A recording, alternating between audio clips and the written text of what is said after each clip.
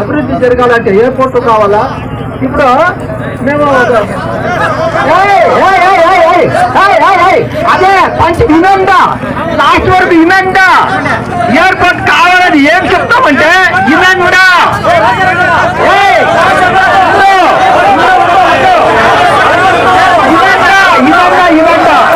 మీకు అవసరం పడితే మీరు కానీ కాబట్టి ఎయిర్పోర్ట్ ఎక్కడ కావాలంటే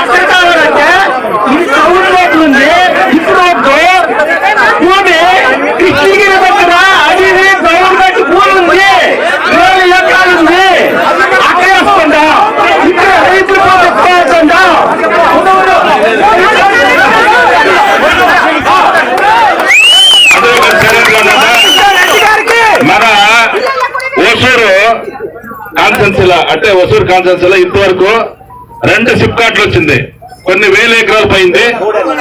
అదే మాదిరిగా హౌసింగ్ బోర్డు వచ్చింది, కొన్ని వేల ఎకరాలు పోయింది. అదే మాదిరిగా డ్యామ్ వచ్చింది, దానికి వేల ఎకరాలు పోయింది. ఒసూరు తాలూకాలో ఎయిర్పోర్ట్ వద్దు.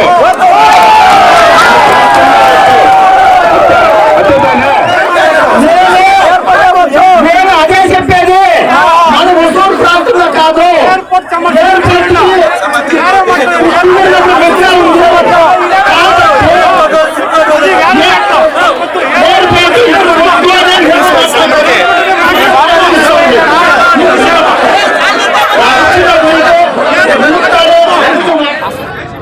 అయితే బెంగళూరుకి అంత దూరం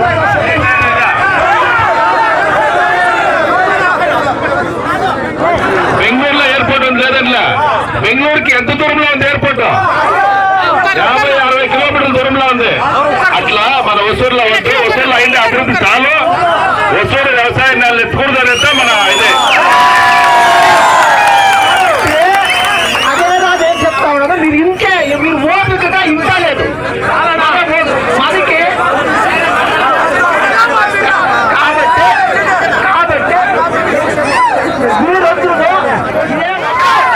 మనము తినే భోజనం ఇంకా పోరాడుతున్నాము.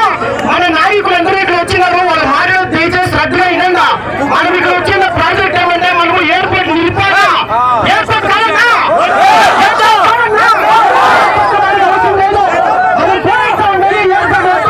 రైతుల భూములు మన తాతలు ముత్తాతలు సంపాదించిన సొత్తుని వాళ్ళు పెట్టుకునే అధికారం ఎవరిచ్చినారు? మనం ఓట్ల సీతగా ప్రభుత్వము, మన రైతు ఓట్ల ప్రభుత్వము, మనం పండించే తరగతి ప్రతి ఒక్క తరగతి ఎగుమతులు చేసిన వాళ్ళకి ట్యాక్స్ ఇన్వెస్ట్ కూడా దయచేసి ప్రతి ఒక్కరు ఒప్పుకోవాలా. ఒక నాటికి పాలు ఒక దినానికి 5,000 లీటర్ల పాలు పోతుంది.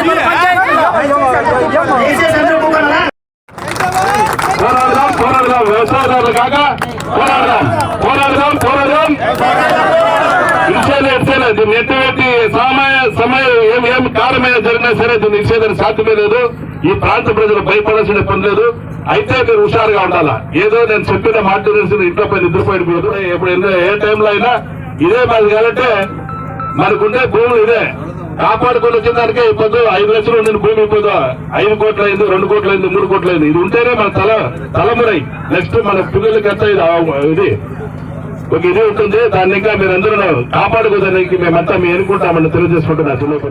என்ன சொல்ல மண்ணு வாழும் மத்தவங்க கண்ணு படும் அந்த கதை இப்ப உள்ள சந்ததிங்க கேட்க வேணும்.